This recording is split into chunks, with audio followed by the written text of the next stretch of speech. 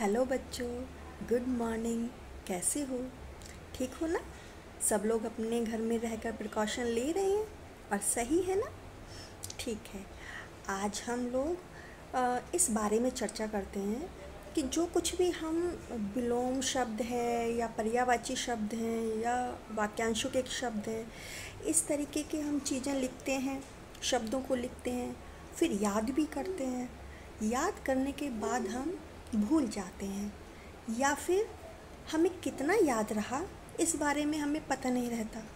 तो इसकी चेकिंग करने के लिए हमारे पास एक गेम है जिसका नाम है याददाश्त का खेल। इस युक्ति के ज़रिए हम ये भी पता लगा लेते हैं कि हमें कितना याद हुआ, और ये भी हम देख लेते हैं कि अगर मुझे याद नहीं हुआ तो हम इसके थ्रू खेल खेल में याद भी कर लेते हैं।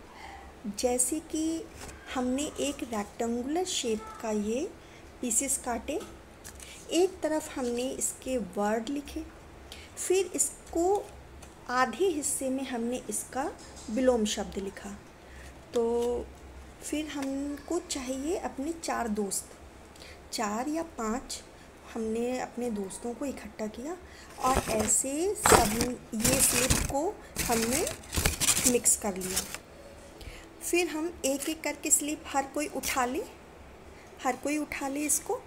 फिर बारी बारी से पूछें। जैसे मेरे पास जटिल आया है तो मैं और बच्चों से पूछ सकती हूँ कि जटिल का विलोम क्या है, आप बताओ जटिल का विलोम क्या है।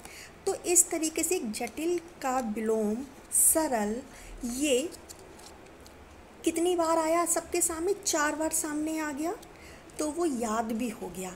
कोई अगर भूल भी गया तो भी याद हो गया। फिर हम ये 4 स्लिप अपनी हटा देंगे, फिर जो और स्लिप हैं उनमें से हम 4 उठाएंगे। ऐसे बारी बारी करके सब लोग अपनी अपनी स्लिप का आंसर पूछेंगे तो हमें कम समय में ज़्यादा से ज़्यादा विलोम शब्द याद हो जाएंगे, पर्यायवाची शब्द भी याद हो जाएंगे। इस स्लिप में अंदर 3 शब्द लिखे जा सकते हैं, तो एटलीस्ट हम एक शब्द का 3 पर्यायवाची शब्द तो लर्न कर ही लेंगे।